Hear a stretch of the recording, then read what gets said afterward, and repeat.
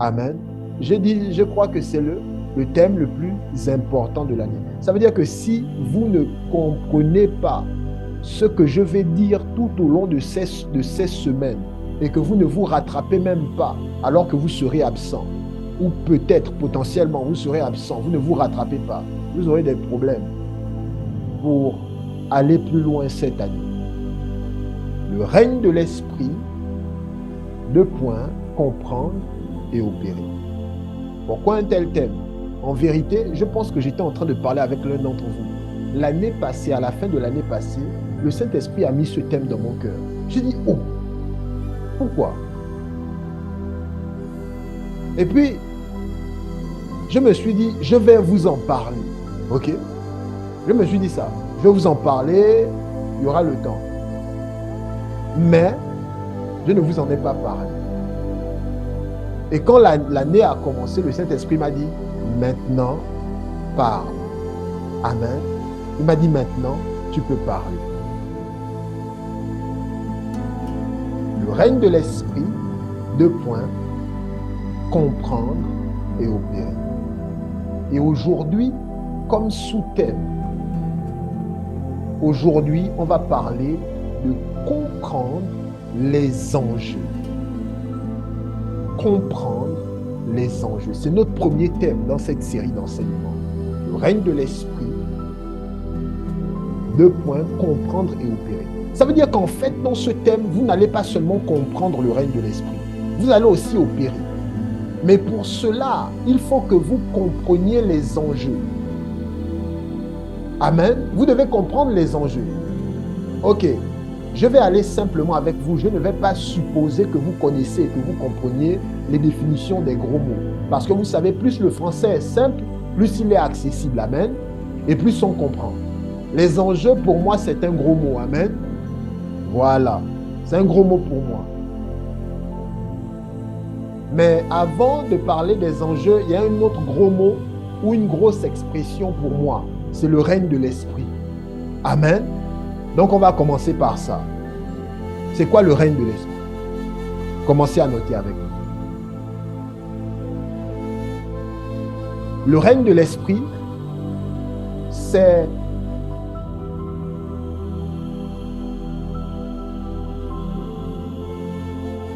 la dimension ou la sphère spirituelle ou le niveau spirituel dans lequel c'est l'esprit qui prévaut.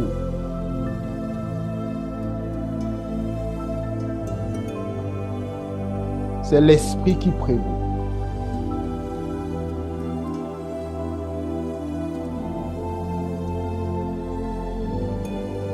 Mais c'est aussi, comment je vais vous dire ça? L'origine de l'homme. L'esprit. Quand je dis l'esprit, il faut comprendre, c'est petit e. Je parle de l'esprit en général. Donc tous les esprits. Mais ce sont les esprits qui prévalent.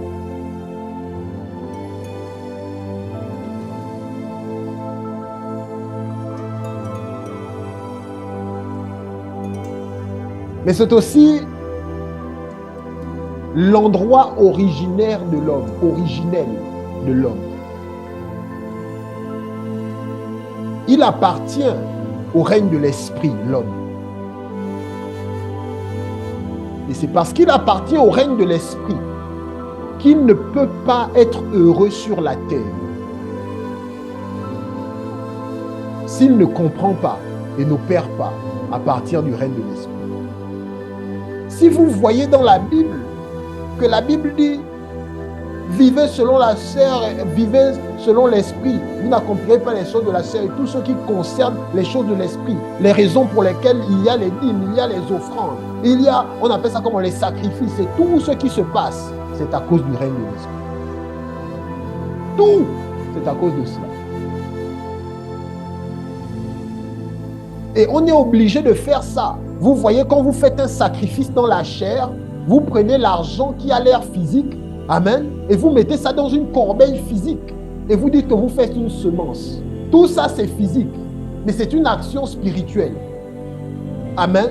Parce qu'en réalité, l'homme ne peut pas opérer efficacement sur la terre sans se référer à son origine. Écoutez, lorsque Dieu s'est fait absent, vous savez, vous devez le savoir, Dieu s'est fait absent dans l'histoire. Amen. Le jour où il a chassé Adam de sa présence. Amen. Il a chassé du jardin.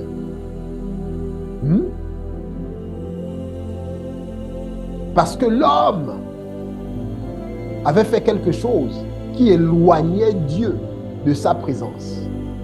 Qu'est-ce que l'homme a fait? Il a cherché à célébrer ou à vénérer quelque chose ou quelqu'un.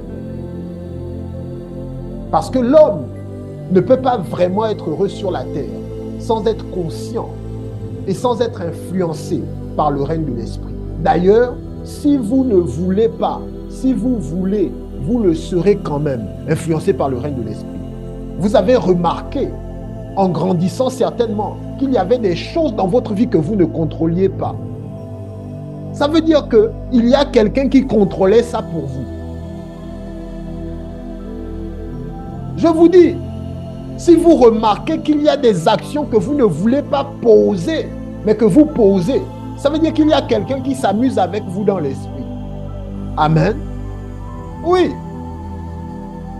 Si vous remarquez qu'il y a des choses qui arrivent, vous vous demandez, mais pourquoi moi ça m'arrive à moi tout le temps? Il y a quelqu'un. Quand je dis quelqu'un, vous devez comprendre que c'est un esprit. Un esprit est une personne, mais un esprit n'est pas un homme. N'est pas toujours un homme, pour être précis. Amen. Un esprit est une personne. Parce qu'une personne est caractérisée par ses émotions, sa volonté et ses sentiments. Amen. C'est pour ça d'ailleurs qu'on dit que le Saint-Esprit est une personne. Parce que le Saint-Esprit a numéro 1 des émotions. N'attristez pas le Saint-Esprit. Amen. Numéro 2, il a une volonté. Le Saint-Esprit donne à chacun comme il veut. Amen. Il a une volonté. Numéro 3, j'ai dit quoi?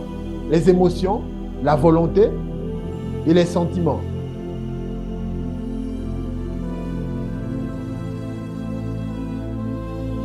Une personne est caractérisée par cela. Les esprits ont aussi des sentiments. Les esprits ont aussi une volonté. Donc une personne, il y a quelqu'un qui s'amuse avec vous dans l'esprit. Et puis vous constatez seulement des choses. Et moins vous êtes au courant des choses, et moins vous comprenez les lois et les principes dans le règne de l'esprit, plus vous êtes victime. Le problème avec les enfants de Dieu, c'est qu'ils se disent toujours que si je prie et que je lis ma Bible, ça suffira. Ça ne suffira pas. Toutes les personnes, vous ne vous êtes jamais demandé ça. Regardez, lisez la Bible. Quand Abraham a commencé à côtoyer vraiment les choses de l'esprit, il a vu un ange. Amen. Toutes les personnes qui ont commencé à côtoyer les choses de l'esprit ont commencé à voir des esprits venir vers eux. Amen. Oui. Parce que ils sont, vous comprenez, l'homme est d'abord un esprit. Et quand il côtoie les choses de l'esprit, il attire les esprits vers lui. Pour lui montrer comment faire et pour l'orienter dans la direction. Le règne de l'esprit est important.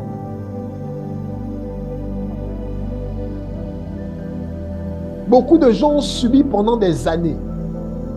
Parce que dans l'esprit, il y a un problème. Il y a un problème avec eux, leurs parents, leur lignée. Il y a un problème. Il y a des gens, ils n'ont pas de problème avec leur, vous savez, avec leurs parents. Ils ont des problèmes avec leur vie. C'est-à-dire que Satan a dit, toi, tu as une étoile qui brille trop. Je vais te tuer. Ou encore, tu ne vas pas aller loin. J'ai voulu t'empêcher de te marier, c'est bon, tu t'es marié. Mais ce n'est pas grave. Tu ne seras pas heureux. Vous comprenez? Le règne de l'esprit. Quand vous comprenez que vous opérez, vous commencez à avoir la victoire que vous vouliez sur la terre. La raison de cet enseignement, c'est que quand on chasse l'enfance, la maturité vient. Et quand la maturité vient, la victoire n'est pas une question d'espoir, elle est un fait. Amen. Je veux vous enseigner ces choses, je veux vous parler de ces choses par l'Esprit de Dieu, pour que la victoire ne devienne pas l'espoir de quelqu'un, mais le fait de quelqu'un. C'est-à-dire que quand vous marchez, vous allez dire, je sais où je suis en Christ et je connais le niveau spirituel que j'ai. Aucun esprit ne peut venir m'empêcher d'être ce que je dois être ou m'influencer ou m'apeurer parce que je sais qui je suis et je comprends où je suis dans le règne de l'esprit. Hier, on vous a trop blagué. On s'est trop amusé avec vous. Aujourd'hui, il faut que ça change. Amen. Non, si c'est ton cas, tu dois dire Amen avec moi. Parce qu'il y a des choses qui doivent changer. On s'est trop amusé avec les choses qui vous concernaient. Vous priez. Mais je veux vous dire qu'il y a des lois spirituelles qu'on enclenche. Il y a des règles dans l'esprit qu'on enclenche. Et quand on les a enclenchées, on regarde l'ennemi tomber.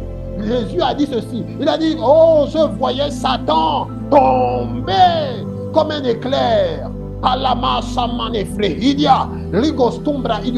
L'homme fort qui s'est tenu contre vous pendant longtemps va tomber comme un éclair à cause de ce que vous allez voir, à cause de ce que vous allez percevoir. En fait, je suis en train de vous dire ceci. C'est une ouverture de votre esprit pour le prophétique. C'est une ouverture de votre esprit pour des choses spirituelles qui étaient là mais que vous ne voyez pas. Vous allez commencer à avoir des visions, voir des choses.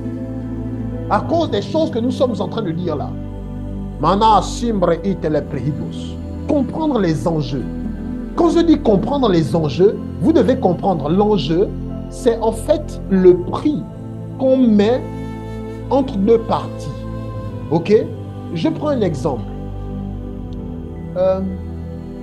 Supposez que vous jouez avec quelqu'un aux dames, ok? Et que vous misez 500 francs CFA, d'accord? Lui aussi, il mise 500 francs CFA. L'enjeu est de 1000 francs. Celui qui gagne prend les 1000 francs. Amen. Amen. C'est ça l'enjeu. L'enjeu, ok. Pour être plus précis, l'enjeu est de 500. L'enjeu, c'est ce que vous gagnez et ce que vous perdez. L'enjeu, c'est le prix. Le prix. Que l'on peut gagner ou que l'on peut perdre. C'est ce que l'on peut gagner ou que l'on peut perdre. En étant fonctionnel dans l'esprit, vous devez comprendre que vous pouvez gagner quelque chose. Et en n'étant pas fonctionnel, je crois que pour certains d'entre vous, vous avez déjà vu ce qu'on vous a fait, ce qu'on vous a pris. Pour certains, on a pris ta paix. D'autres, on t'a enlevé le plaisir de jouir de ta vie chrétienne. Tu es un bon chrétien. Je dis, tu es un bon chrétien. Les autres, avec moins que ce que toi tu fais, ils sont plus heureux que toi, plus en paix que toi. Mais toi, avec ce que tu fais, de toute façon, tu es engagé dans les choses de Dieu. Tu es plus peiné qu'eux. Qu'est-ce qu'il se passe? Il y a quelqu'un.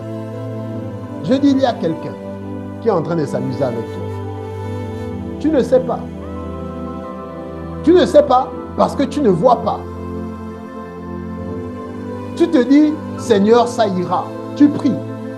Dieu dit, est-ce que tu peux voir?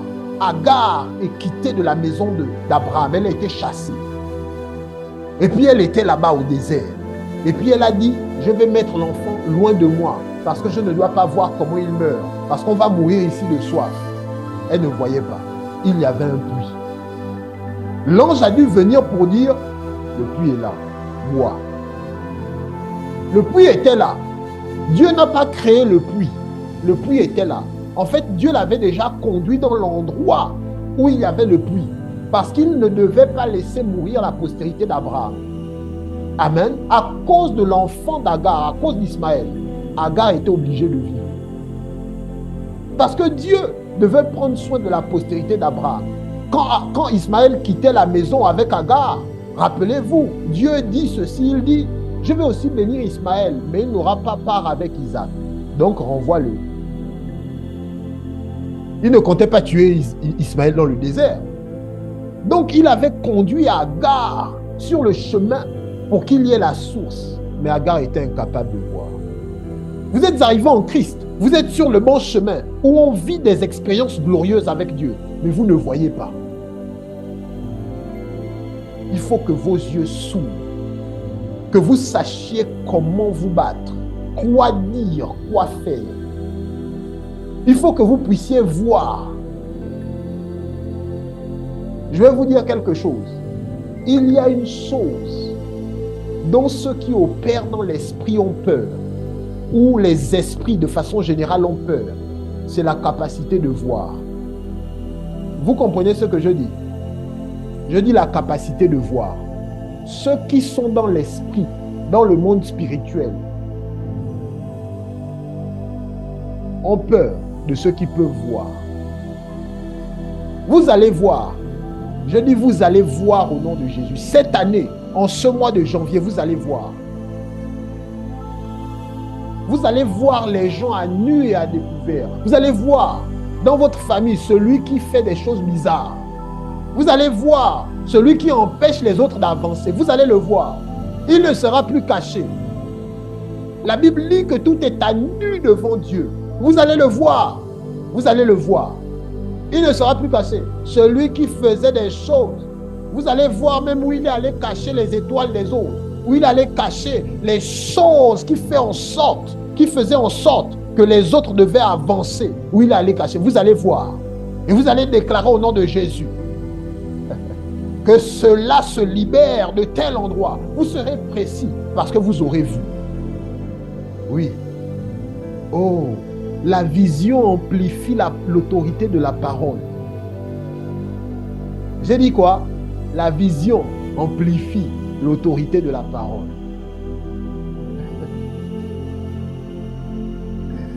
Ah. Alléluia. Les enjeux. Donc, qu'allez-vous perdre? Qu'allez-vous gagner? Psaume chapitre 82, versets 5 à 6, premier texte. J'ai dit comprendre les enjeux. Ici, là, ce soir, c'est ce dont je veux vous parler. Vous devez savoir ce que vous perdez. Et vous devez savoir ce que vous gagnez potentiellement. Psaume chapitre 82, versets 5 à 6. Prenez avec moi cet autre texte. Hébreux chapitre 12, du verset 13 au verset 17. Psaume chapitre 82, du verset 5 au verset 6. Et Hébreux chapitre 12, allais-je dire, du verset 13 au verset 17. Ce message apporte la délivrance à un esprit ce soir. Je dis ce message apporte la délivrance à un esprit ce soir. Parce qu'en vérité, dans l'homme, c'est l'esprit. Amen. Ce message apporte la délivrance à un esprit ce soir, à un corps. Oh, mazakati brahade ferlaliske prekidios. Zebede vrehida. Malash kabra de lebrehidios. Est-ce que quelqu'un peut lire pour moi? Hébreux, je dis on commence par psaume. D'accord? Psaume chapitre 82, du verset 5 au verset 6. Alléluia. Oui. Ils n'ont ni savoir, ni intelligence. Ils marchent dans les ténèbres. Tous les fondements de la terre sont ébranlés. J'avais dit, vous êtes des dieux. Vous êtes tous des fils du Très-Haut. Amen. Amen. Je lis un peu avec moi le verset 7 aussi. Cependant, vous mourrez comme des hommes. Oh. Vous tomberez comme un prince quelconque. Ah. Je reprends. Ils n'ont ni savoir ni intelligence. Ils marchent dans les ténèbres. Tous les fondements de la terre sont ébranlés. Il s'adresse aux fils des hommes. Amen. Il dit, ils ont perdu le savoir. Ils n'ont pas de connaissance, rien. Il dit, maintenant, qu'est-ce qu'il s'est passé? Les fondements, les lois fondamentales qui qui permettait de soutenir la terre, son sens dessus, sens dessous. Il dit les fondements. L'homme était censé dominer. Aucun animal ne devait le dévorer. Maintenant, regardez, on fuit devant le tigre, on fuit devant le lion. L'homme qui devait dominer est maintenant apeuré. L'homme qu'on respectait est maintenant devenu la proie. Les fondements de la terre sont ébranlés. Et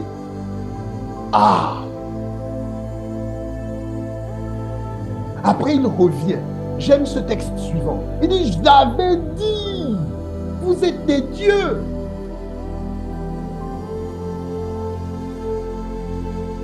Tous, autant qu'ils sont, tous autant que vous êtes, des fils du Très-Haut. Tous. Tous des fils du Très-Haut. Il dit, cependant, il dit, vous mourrez comme des hommes, vous tomberez comme un prince quelconque. Pourquoi? Vous avez perdu votre savoir et votre intelligence. Vous avez arrêté d'être en contact avec le monde de l'esprit, le règne de l'esprit. Vous avez tout arrêté. La connaissance que vous étiez censé avoir. Ok? Est-ce que vous savez que la méditation de la parole de Dieu ouvre les yeux spirituels? Est-ce que vous savez que si vous commencez à méditer les Écritures pendant 1 semaine, 2 semaines, vous aurez des visions? Il dit, j'avais dit qu'il y avait un savoir qui devait vous donner, qui devait être pour vous la porte d'accès pour la gloire, pour des choses glorieuses, pour votre domination dans le monde de l'esprit. Il y a un savoir qui vous appartient. Il y a des choses que vous devez faire, qui devez vous positionner à certains endroits. Il dit, mais regardez, comme vous ne faites rien, les fondements de la terre sont ébranlés. Les principes fondamentaux sont ébranlés.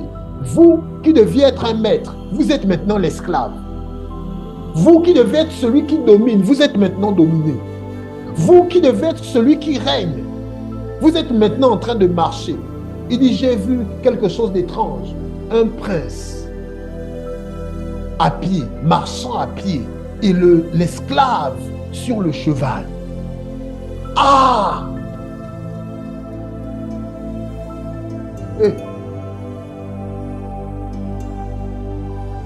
Il dit, voilà. Quelle est l'autre conséquence? Il dit, voici, vous tombez comme des princes quelconques. Voici l'autre conséquence. Il dit, regarde comment vous mourrez. Ce n'est même pas votre temps. Vous n'avez pas fini votre mission. Vous quittez la terre. Parce qu'il y a un esprit où quelqu'un a dit, je vais faire la marmite. Et puis il a mis votre nom dedans. Au lieu que c'est lui qui meurt dans sa propre marmite, c'est vous maintenant qui mourrez avant lui. Comment c'est possible? Je déclare et décrète cette année. Si quelqu'un a mis votre nom à un endroit, lui-même son nom s'écrit maintenant au nom de Jésus à votre place. Au nom de Jésus-Christ de Nazareth. Si quelqu'un a mis votre nom dans un endroit pour vous détruire, son nom sera écrit à votre place. Au nom de Jésus. Si c'est dans la marmite, il sera lui-même plongé dans sa propre marmite. Ceux qui préparent les gens dans l'esprit ne vont pas vous préparer, ni vous, ni votre famille. Eux-mêmes, ils seront dedans, au nom de Jésus-Christ de Nazareth. Ce soir, je commence à porter le trouble dans le monde des ténèbres. Je déclare et décrète dans votre vie, au nom de Jésus-Christ de Nazareth, tous les esprits humains qui se sont ligués contre vous, eux aussi, ils commencent à voir les anges se liguer contre eux maintenant, ce soir, au nom de Jésus-Christ de Nazareth. On vous a empêché d'atteindre certains niveaux. À partir de ce soir, je déclare que le fusil change d'épaule. La force change de côté. Au nom de Jésus-Christ de Nazareth. C'est la guerre.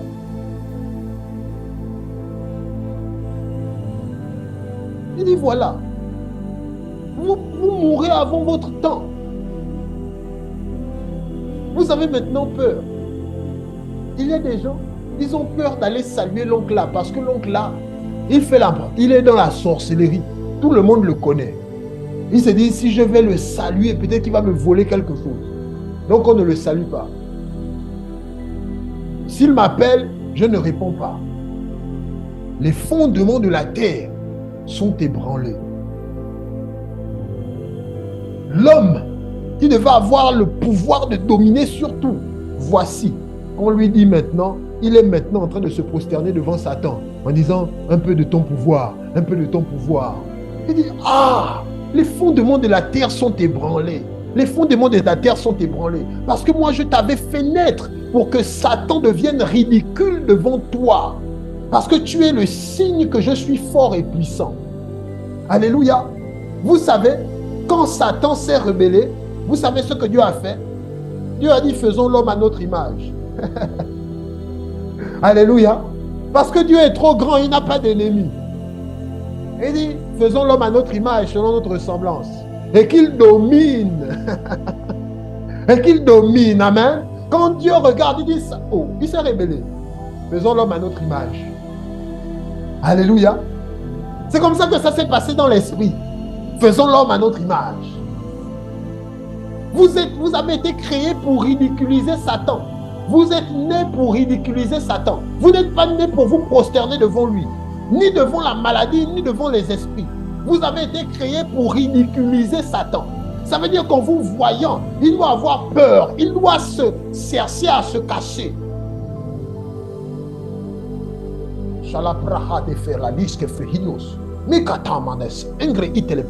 C'est quoi ce christianisme où on a peur?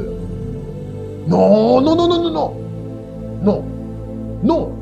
Non, non, non, non. C'est quoi ce christianisme où on a peur? On a peur, on a peur. Apeuré, apeuré, apeuré. Non. Seigneur, garde-moi. Seigneur, protège-moi. Non, non, non, non, non, non. J'ai été articulé par le roi de gloire pour changer les choses. Je suis né pour ça. Il m'a créé pour ça. Il dit, tu as voulu ni holocauste, ni sacrifice. Tu m'as fait un corps pour faire ta volonté. Un corps. Un corps. Un corps pour le servir. Un corps pour manifester Dieu sur la terre.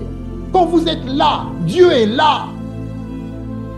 Mais si Dieu est là, la Bible dit quoi? Quand l'Éternel se lève, ses ennemis se dispersent. Comment vos ennemis restent devant vous? Ah! Comprenez les enjeux. Comprenez les enjeux. Il y a une position qui est la vôtre. Le fait d'être né dans le monde de l'esprit, né d'avoir le monde, le règne de l'esprit comme origine, vous positionne dans un enjeu. Vous comprenez ce que je dis? Vous avez déjà misé. Votre présence sur la terre est le signe que vous avez misé. Si vous refusez donc de contrôler, vous serez contrôlé. Si vous refusez d'opérer, de comprendre, quelqu'un va vous dominer. Il n'y a qu'un seul être qui a le droit de réguler votre vie. C'est Dieu. Vous ne pouvez pas accepter qu'un esprit régule les choses de votre vie. Toi, tu ne vas pas te marier. Toi, tu ne vas pas être heureuse. Toi, tes enfants seront toujours malades. Toi, non. Il faut qu'on monte dans l'esprit pour aller régler ça. Alléluia. Vous n'allez pas appeler Dieu. Vous allez monter dans l'esprit. Vous allez montrer dans l'esprit pour voir et dire, hé, maintenant tu m'arrêtes ça. Amen. Parce que de là où vous êtes bien. Vous avez le feu, mais il est à un autre niveau. L'esprit là, il est à un autre niveau. Il est dans un autre règne. Il est dans une autre sphère. Donc votre feu là, ça brûle seulement les esprits de votre niveau. Vous comprenez?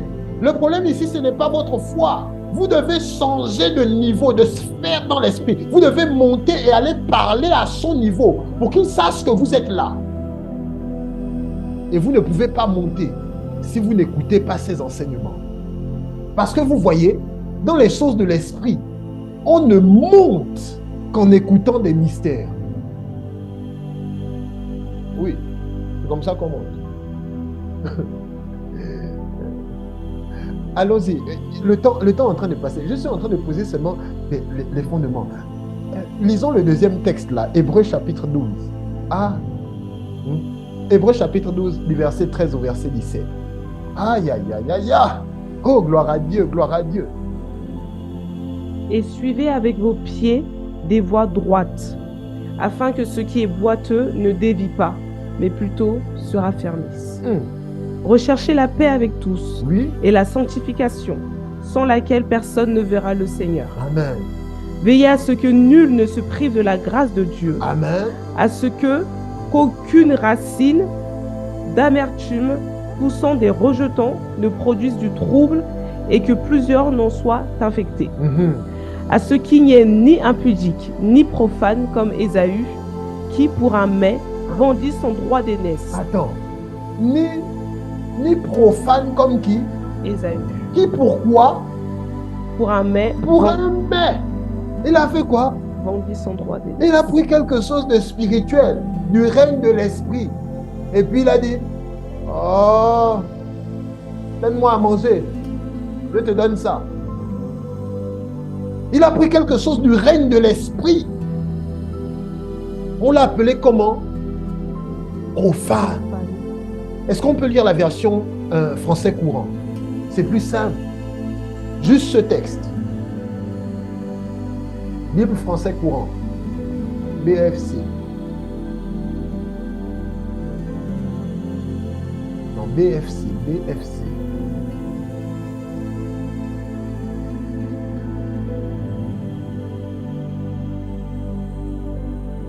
C'est bon? Oui, on y va. Oui. Engagez vos pas sur des sentiers bien droits. Juste le verset 17. C'est ça. 16. 16, oui, merci. Qu'aucun de vous ne soit immoral, que personne ne méprise les choses sacrées. Que personne ne méprise quoi? Les choses sacrées. Les choses sacrées. Que personne ne méprise quoi? Les choses sacrées. Les choses sacrées. Les choses du règne de l'esprit. Il dit que personne ne méprise les choses sacrées. Et oui, ensuite. Comme Ésaü. Comme Ésaü. Qui, pour un seul repas, vendit son droit de fils aîné.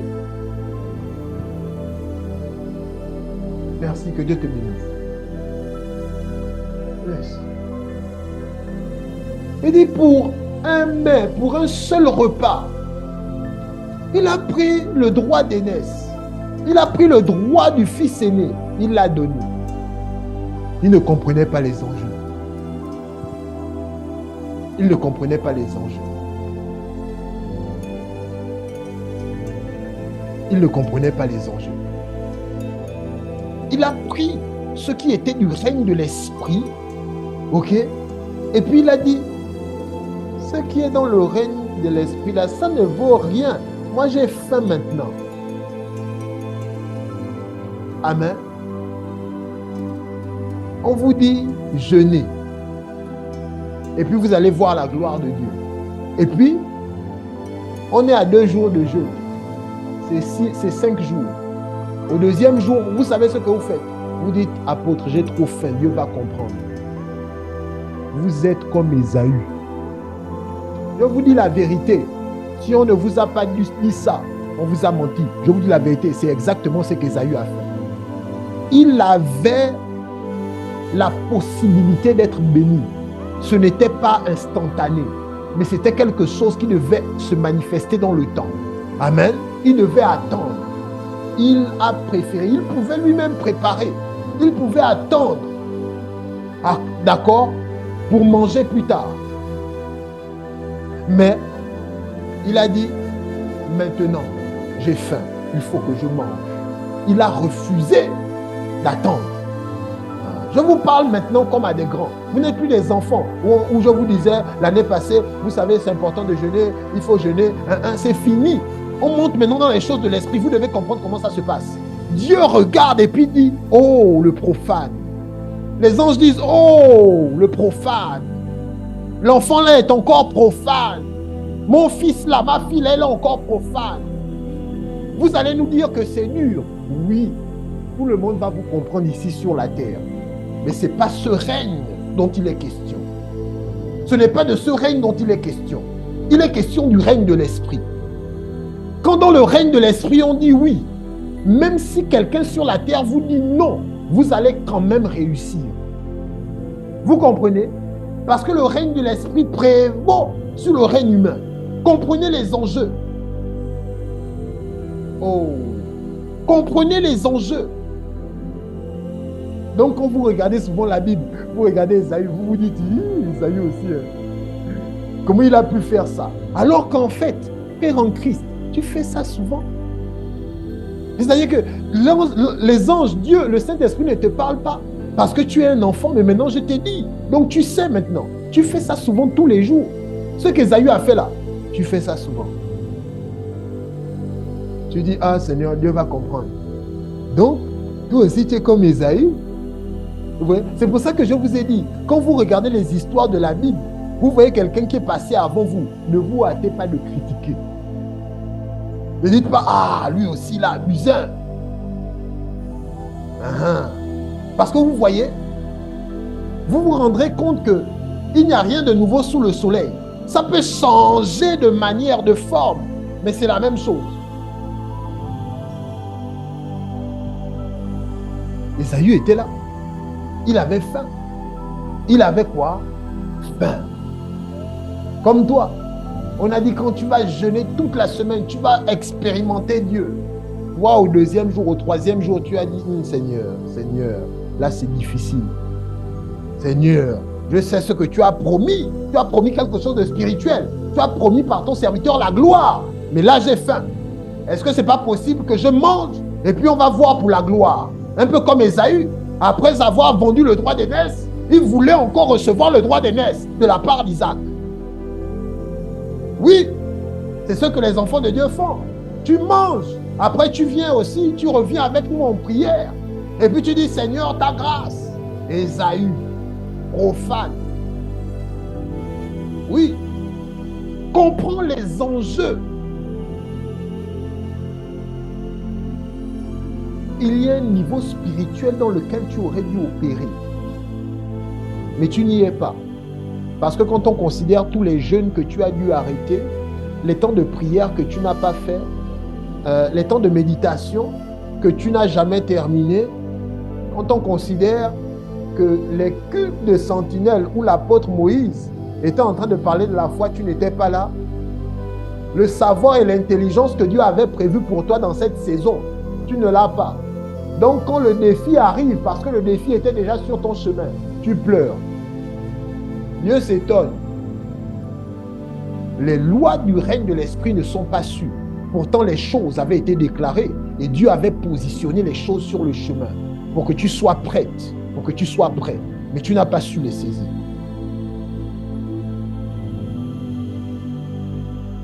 Ce soir, je commence par les enjeux parce que vous devez comprendre.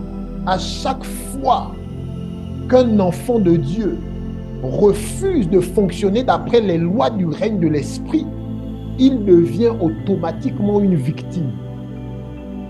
Parce que je vous ai dit, c'est le règne où l'esprit prévaut. Ce n'est pas une affaire de Dieu ou du diable. Parce que, je vous dis, vous ne comprenez pas quelque chose. Je dis, ce n'est pas une affaire de Dieu ou du diable. Laissez-moi dire ça, je suis en train de clôturer. Amen. Ce n'est pas une affaire de Dieu ou du diable. Vous savez ce que Dieu fait quand il vous donne sa parole. Laissez-moi vous expliquer. Non, si vous êtes là, dites d'abord Amen. Et est-ce que les gens sont là? Non, j'espère que c'est parce que vous êtes concentrés. Ah Seigneur. Amen. Écoutez-moi. Qu'est-ce que Dieu fait? Je vais vous expliquer un jour une vision que j'ai eue. J'étais en train de prier. Ok? J'étais en train de prier. Je priais. Et puis, je suis sorti de mon corps. Ok? Je suis arrivé à un endroit. Ce n'était pas la première fois que je sors de mon corps. Ok? Je suis arrivé à un endroit. Et puis, j'ai vu quelque chose d'étrange. Je ne sais pas comment expliquer ce que j'ai vu. Je vais essayer de vous interpréter ça par les mots. Amen.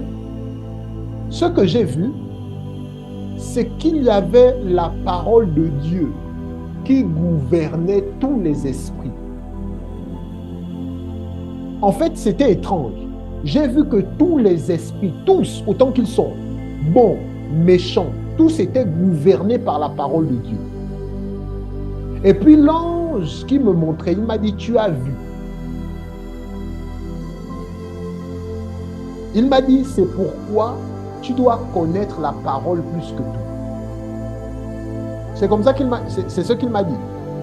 C'est pour ça que j'aime les Écritures. Il m'a dit ça. Il m'a dit, c'est pourquoi tu dois connaître la parole plus que tout. Parce que c'est la seule entité qui est élevée et qui gouverne tous les esprits. Il m'a dit, même Satan obéit à la parole. Vous savez ça? Oh, vous ne savez pas que Satan obéit à la parole. On peut prendre un texte biblique. Hein? Vous pensez que Satan, il a étudié la parole de Dieu, pourquoi? Pour rien. Parce qu'en fait, lui aussi ne doit pas se retrouver contre les principes.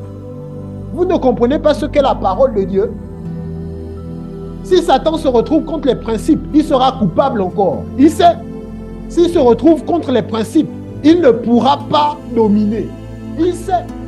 Donc il est obligé de connaître les principes.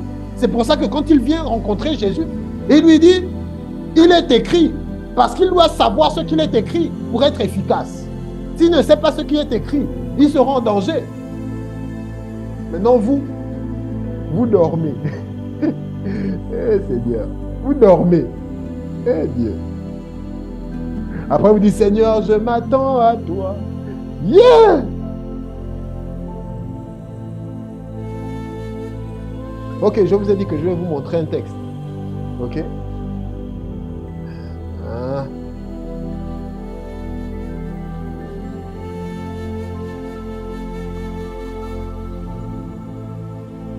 Jacques chapitre 2. C'est le dernier verset qu'on lit ce soir. Après on va s'arrêter. Jacques chapitre 2, Jacques chapitre 2, Jacques chapitre 2. Jacques, le chapitre 2. Merci Seigneur Jésus pour la grâce et le privilège de ta parole. Oh, je prie que vos vies soient métamorphosées, que vous ne soyez plus les mêmes, plus jamais les mêmes, plus jamais victimes d'un quelconque esprit, plus jamais en deçà ou en deçà de votre valeur. Vous avez fonctionné pendant plusieurs années comme des gens qui n'avaient pas de Dieu, comme des gens qui n'étaient pas puissants, alors qu'il est écrit que vous êtes assis dans les lieux célestes en Christ Jésus. Oh, vous avez fonctionné comme des gens qui n'avaient pas de position spirituelle élevée. Mais à partir d'aujourd'hui, ça cesse au nom de Jésus-Christ de Nazareth. Que la peur et le chaos soient aussi dans le camp de l'ennemi. Des gens qui vous combattent, qu'ils commencent aussi à avoir peur de vous au nom de Jésus plus qu'avant. Le verset 19 dit quoi? Il dit, tu crois qu'il y a un seul Dieu. Il dit, tu fais bien.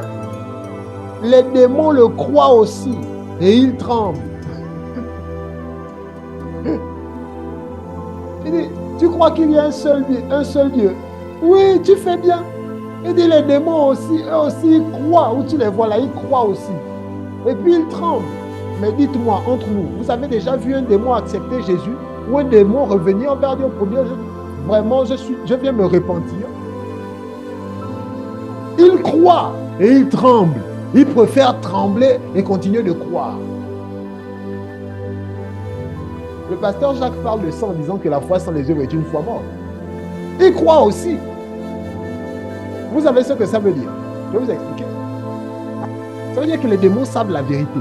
Ils savent que la parole gouverne. Ils savent que Dieu est Dieu. Ils savent que l'Éternel est au-dessus de tout. Ils tremblent même quand ils parlent parce qu'ils savent. Ok?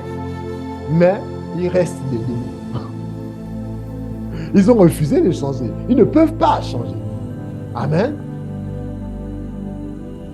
Ils reconnaissent l'autorité de la parole. Laissez-moi... Oh, j'ai dit que c'était le dernier texte. Je ne peux pas. Je ne peux pas. En cette année, on fait ce qu'on dit, on dit ce qu'on fait. Amen. Alléluia. On va continuer la semaine prochaine. Amen. On va continuer la semaine prochaine. Les enjeux sont importants. Les enjeux sont grands. Vous devez le comprendre. Quand j'ai vu cette vision, j'ai compris que je ne pouvais pas espérer être heureux si je bradais les principes pour ce que je désirais. Vous comprenez? Vous ne pouvez pas brader les principes. Parce que les principes qu'on vous donne là ne sont pas les principes de Dieu seulement. Ce sont les principes du fonctionnement du règne spirituel, du règne des esprits. Ça veut dire que celui qui est un esprit, qui veut régner dans le monde spirituel, doit obéir aux principes spirituels. Parce que les principes là ne sont pas les principes de Dieu seulement. Ce sont les principes du règne spirituel. Vous comprenez maintenant ce qu'est la parole de Dieu? C'est la parole qui contrôle le règne spirituel. Et quand Dieu il dit de vous que vous êtes son fils, il est en train de dire que dans le royaume spirituel, ta parole est devenue légale avec autant d'autorité que moi. Vous devez... Vous comprenez ce que Dieu dit? Il dit que comme j'ai fait des lois, toi aussi tu peux maintenant faire des lois.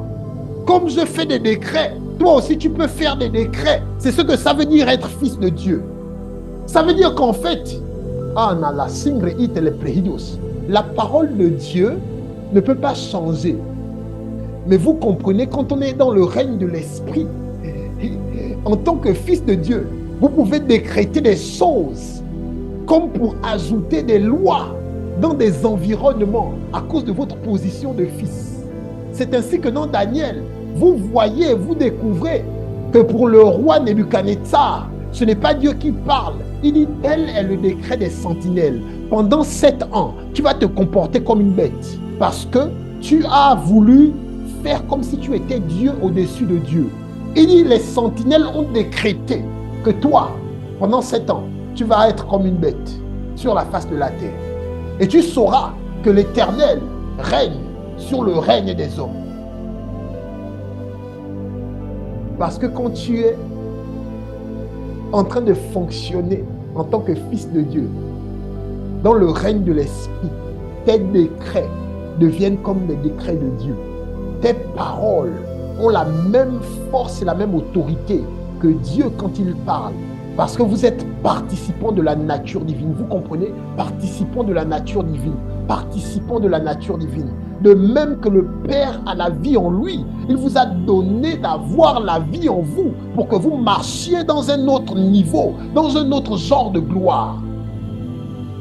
Donc vous comprenez, la parole de Dieu, ce n'est pas juste quelque chose. Ce n'est pas un truc qu'on obéit. Ce n'est pas juste une affaire d'obéir. C'est ce que vous êtes. Vous êtes né, c'est votre origine. Les enjeux sont grands, frères et sœurs en Christ. Moins vous connaissez, plus votre avenir est hasardeux, est en danger. Plus vous risquez de vous retrouver où vous ne vouliez pas. Vous allez dire, Seigneur, je compte sur ta grâce. Seigneur, merci pour ta grâce. Vous allez vous contenter alors que tout était à vous. Il a dit tout est à vous. J'aimerais qu'on se lève ce soir.